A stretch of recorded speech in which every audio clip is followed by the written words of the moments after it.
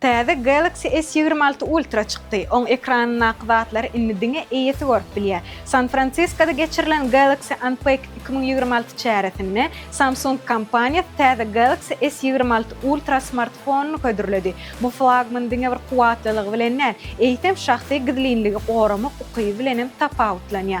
Kompaniya bu gedek titan korpusum yerine alümini ulanmagy makul bildi. Muň sebäbi alümini gyzgynlygy has gowy ötmegi we täze kuwatly prosesorun netijeli işlemegine yardım etmekdir. Bu yerde başga da uly täzelik bar. Olan privacy display funksiýasydyr. Bu tehnologiýa ekrany gapdalan seredýänleri onu gara reňkde görkezýär. Şeýlelikde jemgyýetçilik ýerlerine parolaryňyzy ýa-da şahsy hatlaryňyzy beýleklerden gizläp bilersiňiz. Täze neslin deslapky sargytlary 28 fevrala çenli dowam edýär. Resmi satulary bolsa 2026-njy ýylyň 11-nji martyndan başlanar. Şahsy maglumatlaryňyzy gizlemek üçin sizem şu smartfondan almak dilerdiňizmi?